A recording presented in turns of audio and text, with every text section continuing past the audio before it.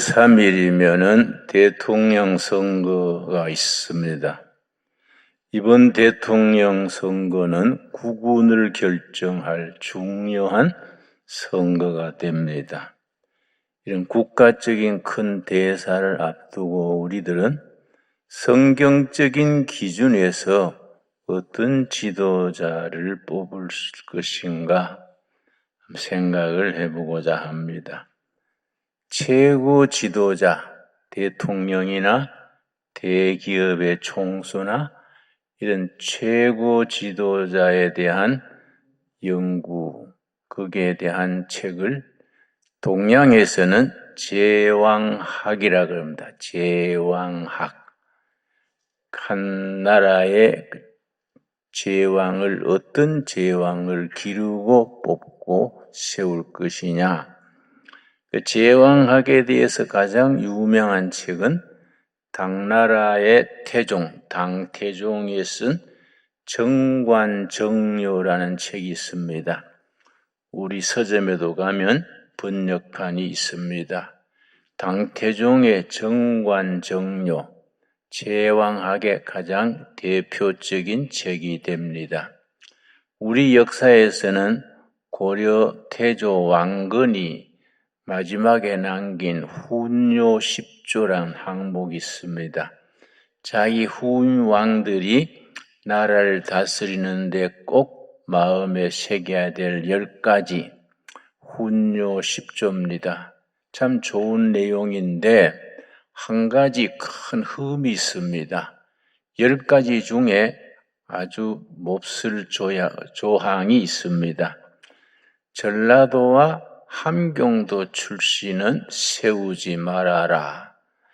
전라도와 함경도 출신은 관직에 쓰지 말아라고 훈요 10조에 되어 있습니다. 그래서 역사를 공부하는 사람들은 왕건이 그런 항목을 넣을 사람이 아닌데 후대에 누가 그것을 삽입하지 않았나 그런 이론도 있습니다.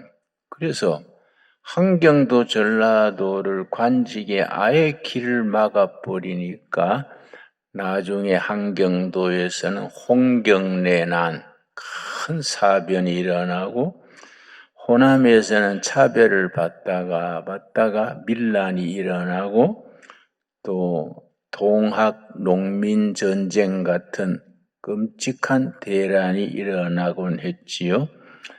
그런데 전라도에서 일어난 그게 동학 농민전쟁 같은 경우는 참 가슴 아픈 일입니다. 호남 농민들이 나라가 이래서는 안 된다. 응? 나라를 바로 세워야 한다. 그런 뜻을 가지고 농민들이 항거를 했는데 그때 왕이 참 어리석은 왕이랬습니다. 고종이 동학 농민들이 나라 바로 세우자고 서울로 진격해 오니까 고종이 정말 어리석게도 자체에서 대화를 하든지 해결하지 못하고 일본군에게 아주 돈을 주고 평정을 요청했습니다. 일본이 조선을 삼키려고 호시탐탐 때를 노리는데 조선의 왕이 자기들을 불러들이니까 얼씨구나지요. 그래서 일본군이 얼마나 못된 짓을 했느냐 하면은 그 당시에 신무기가 기관총입니다. 기관총을 우리 동학 농민 저항군이 전주에서 공주로 올라오는데 그 중간에 큰 고개에다가 기관총을 쭉 설치해 놓고 동학 농민들이 올라오도록 기다렸습니다. 그 자리에서 2시간 만에 동학군 3만 명이 죽었습니다. 그 기관총으로 쓸다시피 했지요. 그런데 동학 농민군은 3만 명이 죽었는데 일본군은 몇 명 죽었느냐? 2사람 죽었어요. 3만 대 2. 그러니까 얼마나 끔찍한 민족적인 사변입니까?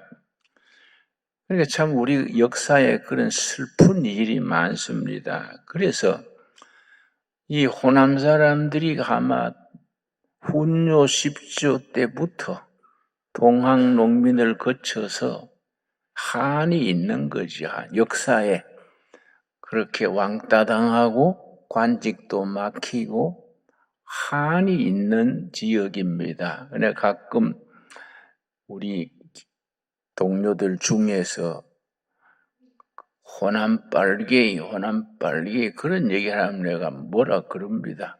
그런 소리 하지 마라. 호남에도 다 자유민주주의 하자는 거이지 쌓여온 한을 풀어줄 생각을 안 하고 그런 식으로 말하면 되느냐. 예를 들어서 우리 5.18 민중항쟁이 있습니다. 우리 5.18 사건 때 금남로에 민주주의 하자는 시민들의 피를 흘렸는데 그걸 신군부 그래요. 전두환, 노태우 이런 세력을 신군부라 그럽니다. 그걸 진압을 하면서 피차에 살상을 많이 일으켰습니다. 근데 우리나라에서는 좀 지나친 것이 그거는 북한이 조작했는 사건이다. 그런 말 하지만은 꼭 그렇게 생각하면 안 됩니다. 민주주의 하자고 농민들이 그렇게 호남 광주 시민들이 한 거이지 그 중에 북한이 이용하려고 그런 분자를 심었을 수는 있지요. 그래서 광주 민중항쟁에 그때 금남로에 무슨 글이 붙었냐면은 북괴는 오판 말라. 그걸 빌딩에 써붙였습니다. 우리가 공산주의 동조해서 이런 거 아니다. 우리는 민주주의 하자는 거다. 그래서 북괴는 오판 말라. 그런 현수막이 붙고 그랬었습니다. 이런 것들이 이제 쌓이고 쌓인 비극이지요. 이번 우리 대통령 선거에 우리 역사적인 그런 걸 다 살펴서 좋은 대통령을 우리가 지도자를 뽑을 수 있어야 합니다. 우리 서양에서는 동양의 제왕학에 해당하는 분야를 요즘은 대통령학이라 그럽니다. 굳이 대통령뿐 아니라 어떤 조직의 최고 지도자, CEO라 그러지요. 어떤 덕목을 가져야 하느냐, 그걸 5가지로 정의합니다. 5가지. 대통령이 되려면은 되는 과정에서부터 대통령 통치 기간 동안에 5가지를 지킬 수 있는 사람이 바람직한 대통령, 바람직한 지도자다. 그 5가지를 우리가 성경적인 관점에서 우리가 살펴봤으면 합니다. 첫째가 뭐냐면 가장 중요한 거. 대통령뿐 아니라 한 교회 목사님, 한 기업의 회장, 지도자가 지녀야 될 첫째가 되는 덕목, 비전을 제시할 수 있는 능력입니다. 비전. 대통령이면 국민 전체에게, 교회면은 교인들 전체, 기업이면 사원 전체들에게 제시할 수 있는 미래의 공통된 목표, 그걸 비전이라고 말합니다. 오늘 읽은 본문 말씀 잠언 29장 18절입니다. 우리 한번 같이 찾겠습니다. 잠언 28장 18절 말씀에 아주 귀한 구절이 있습니다. 29장 18절 말씀. 묵시가 없으면 백성이 방자히 행하거니와, 이 묵시가 영어 성경에는 비전이 없으면 백성이 방자히 행한다는 말은 망할 짓을 골라서 한다, 그 뜻입니다. 지도자가 비전을 제시하지 못하고 그 시대 전체가 바라보고 나가야 될 공통된 미래의 목표가 없으면은 백성들은 망할 짓을 골라서 하거니와 율법을 지키는 자는 복이 있느니라. 하나님의 법을 지키고 사는 백성, 그런 기업, 그런 교회는 복이 있다고 했습니다. 이 비전이라는 것. 그래서 요즘 대통령 선거한다고 그걸 하지요. 서로 대담을 하지요. 텔레비에서 서로 후보자들이 나와서 대담하는 걸 나는 다른 프로는 잘 못 들어도 그거는 꼭 시간 되면 꼭 듣습니다. 저 후보가 무슨 얘기를 하느냐. 내가 참 안타깝게 생각하는 것은 이 사람 저 사람 할 것 없이 상대방을 공격하는 데 시간과 에너지를 소비해요. 누구는 뭐이 나쁘다, 과거가 어떻고 뭐이 나쁘고. 내가 참 그걸 보면은 참 답답한 생각이 들어요. 다 어차피 다 50보 100보 다 나쁜 거는 다 통일된 거니까 그 중에서 덜 나쁜 사람 뽑는 것이 국민의 판단이지요. 그런데 중요한 건 뭐이냐? 미래를 얘기하는 사람이라야 돼요. 미래를 얘기하는 사람. 우리 민족이 지금은 어렵더라도 허리띠 졸라매고 하루 3끼 못 먹고 2끼 먹어도 밥 못 먹고 죽 먹어도 미래에 희망을 줄 수 있는 그런 지도자, 그걸 비전을 주는 지도자라고 말합니다. 국민 전체가 지금은 힘들어도 그걸 바라보고 나갈 미래의 목표, 그게 비전이라고 말합니다. 그래서 지도자가 하는 몫은 자기 부지런히 뭐 설치는 게 아니라 좀 게으른 듯한 게 좋아요. 생각하고 묵상하고 기도해서 이 나라가 어느 방향으로 가야 된다. 100년 후에 이 나라는 어떤 나라가 돼야 한다. 그걸 위해서 교육은 어떻게 해야 되고 청년들은 어떤 꿈을 심어줘야 되고 국가 경영을 어떤 방향으로 나가야 된다. 그게 최고 지도자의 몫이지요. 그래서 첫 번째가 비전을 제시할 수 있는 능력. 내가 참 답답해서 내가 아는 후보자 중에 한 분 만나가지고 그걸 언급한 적이 있습니다. 텔레비에 나가서 국민들한테 그런 얘기 하지 말고 자꾸 다른 사람 비방하는 얘기 들으면 나는 마음이 슬프다. 응? 그런 거 말하지 말고 우리 국민 전체가 같이 바라보고 나갈 목표, 이걸 통일한국 시대의 위대한 코리아를 어떻게 건설하자, 그걸 얘기합시다. 네, 그렇게 일러준 적도 있습니다. 근데 그 무대에 서면 또 그게 잘 안 되는 모양이에요. 상대방이 자기를 걸고 두면 막 열받아가지고 네가 그러면 나는 못하나 하고 뭐 어릴 때 옛날에 뭐 그런 걸 끄집어내느라고 아휴 저거 생각 자료 모으느라고 고생했겠다. 응? 참 그런 게 참 슬픈 일이지요. 두 번째 뭐냐면은 그런 미래 비전을 국민들에게 설득할 수 있는 설득력이요. 민주주의는 설득해야 됩니다. 민주주의는 시끄럽습니다. 자꾸 이야기를 해가지고 대화를 통해서 공통된 목표를 찾아야 하니까 시끄럽습니다. 그러나 민주주의가 시끄러운데 잘 되는 거예요. 전체주의, 공산주의는 조용한데 나라가 엉망으로 가는 거이지요.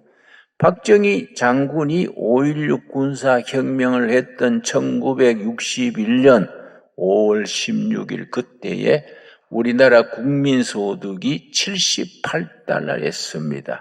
그때 북한, 김일성이 이끄는 북한은 국민소득이 240달러랬습니다. 그때는 북한이 우리보다가 3배 이상 더 잘 살았습니다. 그대로 계속 갔으면 우리도 베트남처럼 공산화됐겠지요. 그런데 박정희 대통령이 된 뒤에 군사혁명 주체가 모여가지고 대토론회를 했는 기록이 남아 있습니다.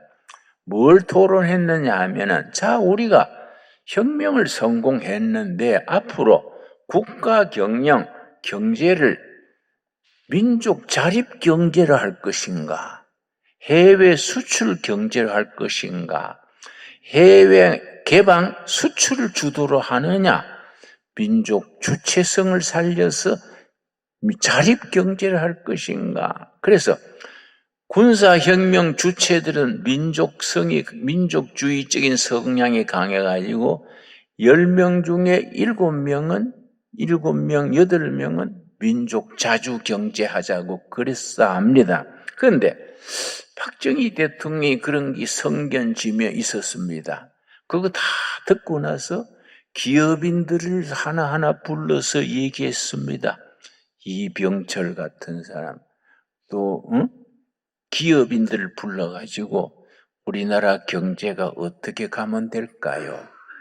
서강대학, 서울대학 경제학 교수 불러가지고 우리나라 경제를 민족 자주 경제입니까? 해외 수출 경제입니까? 그러니까 기업인들은 10이면 10명이 다 해외 수출 경제예요. 왜냐? 각하. 이 나라는 지하자원이 없습니다. 지하자원 없는 국가에 민족 자주 해봐야 북한 꼴 납니다. 응? 수출해가지고 벌어들여가지고 양식은 미국에서, 호주에서 사들여 오면 됩니다. 그런데 박정희 대통령이 그때 결단을 잘했어요. 아, 그렇다. 민족 자주 찾지 말고 그거 따라가다가는 북한 꼴 난다. 수출 주도 경제를 하자. 그래서 지금 어떻게 됐습니까? 자원 없는 국가, 밑바닥에서 지금은 세계 경제 10대국에까지 올라서게 됐지요. 그러니까 이 대화를 통해서 설득을 해요. 설득. 내가 전에 한번 내가 아는 대통령 청와대에서 예배 받으려고 그래서 예배를 보면서 내가 한 분 예배 끝난 뒤에 차 한잔 나누면서 대통령께서 자기 정직하고 부지런하고 훌륭하신데 국민들이 오해가 많으니까 그걸 잘 PR을 하십시오. 알려야 됩니다. PR이 뭡니까? 피가 나도록 알리는 게 PR인데 방송도 있고 신문도 있고 공무원이 100만이나 있는데 그걸 통해서 피가 나도록 알려야 그게 되지요. 그랬더니 그러니 아유, 내가 이래 잘하면 알아줄 때가 오겠지요. 그래서 내가 숨이 탁 막혔어. 아니, 그거는 면장이 하는 소리지. 난세의 대통령이 그런 생각하면 안 되지요. 잘하면 알아주겠지요. 그거는요, 초등학교 교장이나 면장이 하는 소리예요. 우리가 알린다는 거, 이 설득한다는 게 중요합니다. 여러분, 성경 복음서를 자세히 읽어보면 예수님의 방법이 상대를 설득하는 방법이지요. 그래서 예수님이 마태복음 16장 보면은 사람들이 나를 누구라 하냐? 15절이지요. 세상 사람들은 나를 누구라 하냐? 너희들은 나를 누구라 하느냐? 그러고 아주 서민들이 알아듣기 쉽게 공중 나를 참새를 봐라. 들의 할미꽃을 보라. 이렇게 아주 주위에 있는 쉬운 문제를 가지고 그 군중들에게 가슴에 닿는 얘기를 얘기해가지고 국민들이 마음속에 어떤 감동, 영감이 오게 했지요. 그래서 이 설득력이란 게 참 중요합니다. 그러니까 여러분, 부부싸움 자주 하는 집안 있지요? 특별히 한국 남자들은 경상도 남자들이 대표적인데 뭐 소리부터 질러요. 응? 응? 그러지 말고 차근차근 대화해야 되지요. 근데 한번 우리 아들 둘하고 내가 바쁘게 다니니까 대화할 시간이 없어서 한 번은 날 시간 잡아가지고 아들 둘 불러서 저것만한테 차 석 잔 끓여다 주시오. 삼부자간에 대화 좀 해야겠습니다. 그랬더니 우리 큰아들이 아버지 청년들이 대화를 뭐라 하는지 아세요? 뭐인데? 대놓고 화내는 걸 대화라 그래요. 아버지 그래 할 건 아니지요. 그래서 내가 같이 웃었는데 그래서 이제 모처럼 삼부자가 앉아가지고 차를 마시는데 안 하던 대화가 또 갑자기 되냐 이거야. 아버지한테 할 말 없니? 가만히 있어요. 뭐 말이 오고 가야 되는데 내가 뭐 물으면 단답으로 대화가 안 돼요. 그래서 내가 하도 따분해서 가서 공부해라 보내버렸어요. 이 대화란 게 이 생활이 돼야 됩니다. 부부간에도 그렇다. 부부간에 특별히 남자들, 특별히 경상도 남자들 이 자각해야 돼요. 대화할 줄 알아야 된다. 세놓고 소리부터 지르지 말고. 예. 여러분 혹시 날 보고 하는 소리 같네 그런 분 없습니까? 예. 세 번째가 뭐냐면 세 번째 이 중요한 거 세 번째 열정이에요. 열정, 패션, 열정. 나라를 이끄는 일에, 기업을 이끄는 일에, 교회를 목회하는 일에 통째로 인생을 거는 겁니다. 이거 하다가 죽자. 이 열정이요, 패션. 한국 사람들이 가지는 세계적인 장점이 세 가지가 있습니다. 첫째는 세계가 알아주는 장점입니다. 첫째는 부지런한 거. 둘째가 열정이요. 열정 있는 국민. 신바람 나면 사람 죽을까봐 겁나잖아요. 막 밤낮 그거 하다가 막 지치고 막 병들어도 매달리는 거예요. 열정 있는 국민. 여러분 독일의 헤겔이라는 유명한 철학자가 있었는데 역사 철학이라는 참 불후의 명작을 남겼습니다.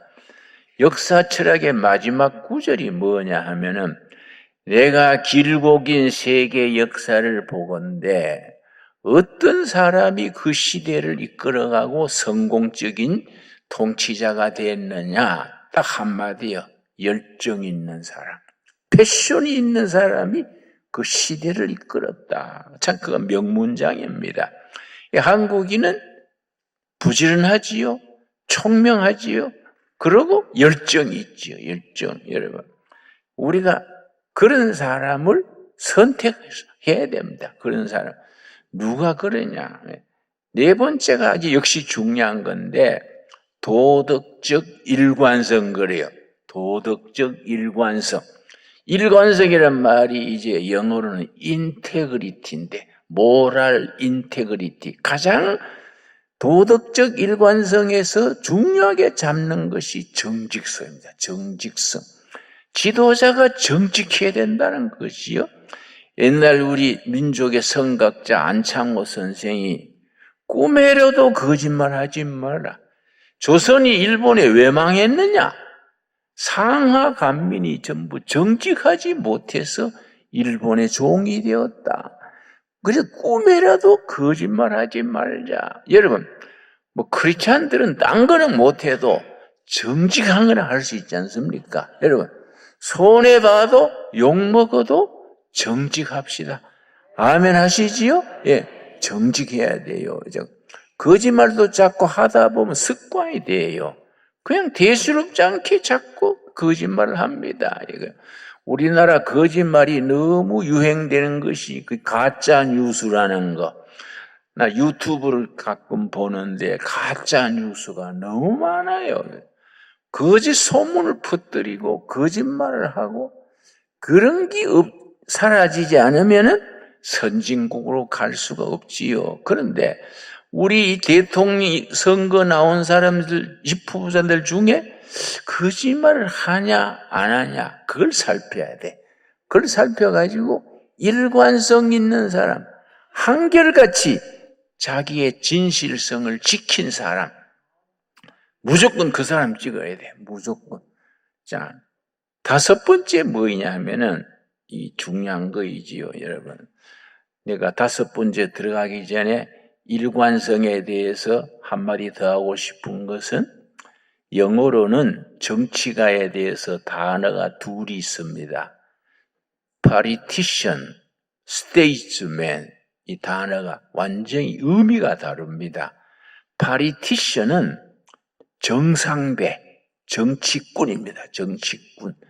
자기 목표를 달성하기 위해서 수단 방법을 안 가리는 정상배를 politician이라 그러고, statesman은 국가 경영의 경세가, 경륜을 가지고 나라를 바로 이끄는 사람을 statesman이라 그럽니다. 그러니까 우리가 정상배를 뽑으면 안 되는 거예요.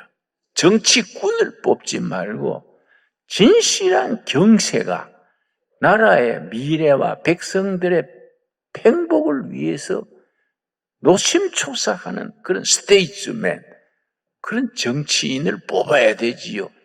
대충 짐작이 가지 않습니까? 안 그렇습니까? 내가 뭐 새삼스레 누구는 어떻고 그렇게 말할 생각은 없습니다.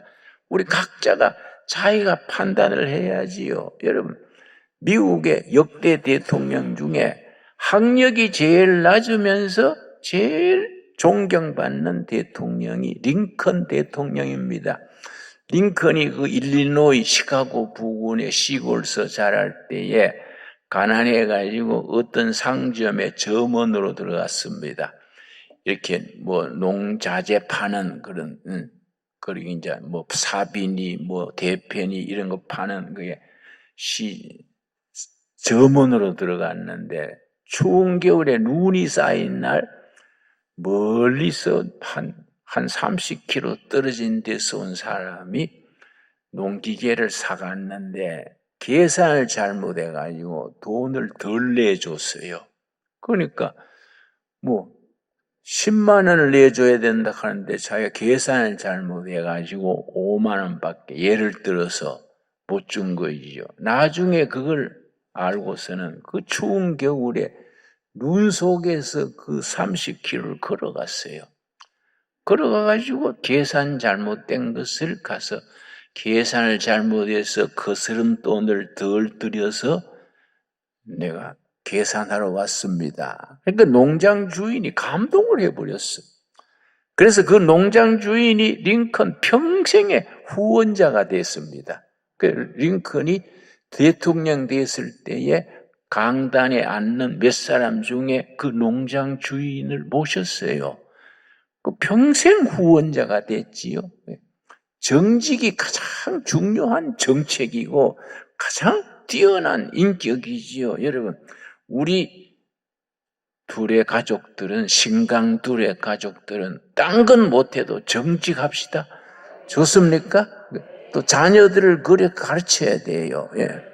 내가 신학교에 가서 내가 질색한 것이 신학생들이 컨닝을 하는 거예요. 그래서 내가 쇼크를 먹어가지고 어이, 천국 갈 때 컨닝해서 갈라 하냐? 한국의 영적 지도자가 될 사람이 컨닝을 하면 어떡하냐? 다시 하면 내가 그걸 공개하겠다. 그랬더니 김진홍 전도사가 내가 등록금을 내서 뭐가 그거 하냐? 무슨 권리로 하냐? 내가 알아서 하지. 그래. 알아서 하는 게 그래 까재미 눈을 해가지고 컨닝하냐? 응? 여러분, 우리나라 교계의 비극이 뭐냐? 전국 신학교 중에 평균으로 30%가 컨닝해요. 목사 중에 30%는 컨닝해서 된 사람들이에요. 그러니까 이게 얼마나 비극입니까? 여러분, 우리 교회 당회장이 컨닝파가 왔다고 생각해 보십시오. 그 얼마나 그 참 슬픈 일입니까? 안 그렇습니까? 그러니까 목사 청빙할 때 뭐 박사냐 석사냐 그거 볼 거 아니요. 석사, 진짜 석사는 스데반 석사지요. 돌에 맞아 죽어서 석사 아닙니까? 그러지요. 박사는 박사가 베드로 박사 아닙니까? 방에서 못 죽고 밖에서 죽으시 박사지요. 그렇죠? 그런 거 안 알아봐도 괜찮아요. 컨닝 했냐 안 했냐. 동기생 만나보면 다 알아요. 누구는 컨닝파다, 누구는 아니다. 심각한 문제입니다. 예. 끝으로 한 가지 더 덧붙일 것은 바른 판단의 과감한 실천력. 판단을 잘못하면 실천력이 있어도 그거는 기초가 안 되면 안 되지요. 여러분, 내가 징역 살아보니까 담 넘어 댕기던 도둑도요, 얼마나 열심히 담 넘어 다녔는지, 얼마나 실천력이 있는지 다 잠든 밤중에 담 넘어가는 겁니다. 내가 가지고 들어본 한방에 살았는데, 담 넘어가면은 신발장을 먼저 본대, 신발장. 신발장을 열어보고 막 정리정돈이 딱 잘 돼 있으면 나와버린대요. 그런 집은 잠기도 없고 집에 현찰도 없고 그런 집은 나와버린대. 신발이 막 여름신, 겨울신, 우산 막 뒤섞여 있으면 그럼 내 집이다 생각하고 턴다는 거예요. 그 다 털고 거기서 차 한 잔 끓여 먹고 나와도 그런 집은 그런 마누라는 잠도 깊어가지고 그냥 다 털어가는데 코를 골고 있다는 거예요. 그래, 난 신방 가면 신발장 검사합니다. 이 집이 신발장이 어떠냐, 도둑이 들 집이냐, 안 들 집이냐. 실지입니다, 실지. 여러분, 바른 판단에 과감한 실천력 합쳐야 되지요. 다니엘서 6장 3절 보겠습니다. 다니엘서 6장 3절 말씀. 다니엘이 뛰어난 참 인물인데 6장 3절에 다니엘은 6장 3절 마음이 민첩하여 거기에 줄을 칩시다.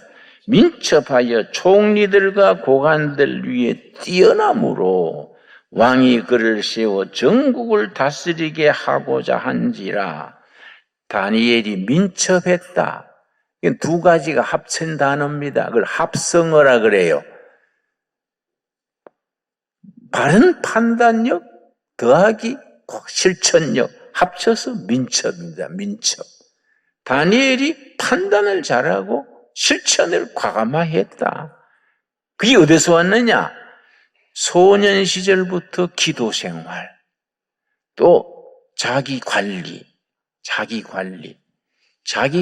철저히 해야 됩니다. 가요 관리. 그래서 식사 관리, 운동 관리, 자기 주변 관리, 이런 걸 다니엘은 그걸 지켰지요. 그래서 남다른 민첩하게 해서 노예로 끌려갔다가 재상을 했으니까 그 얼마나 대단한 인물입니까? 여러분, 우리가 나라 일에 대통령 선거뿐 아니라 모든 일에 성경적 기준에서 이 5가지 꼭 기억하시기 바랍니다. 그런 일꾼이 다음 6월 3일 대통령으로 뽑힐 수 있도록 기도해야 되겠고 우리 자신도 투표할 때 마음에 새겨야 되겠습니다. 기도하겠습니다. 하나님 감사합니다. 때를 따라 도우시는 아버지 은혜로 오늘 또 주님 전에 나와 거룩한 예배를 드립니다. 이제 6월 3일이면은 국군을 결정할 대통령을 선거합니다. 성경적인 기준에서 바른 지도자를 뽑아서 나라의 국군이 뻗어갈 수 있도록 통일 한국 시대를 함께 맞을 수 있도록 이끌어 주시옵소서. 우리 자식 기를 때에 내 자신이 살아갈 때에 그런 기준에서 성경적인 기준에서 바른 신앙, 바른 가치관, 바른 실천의 사람들로 세워 주시옵소서. 예수님 이름 받들어 기도드렸사옵나이다. 아멘.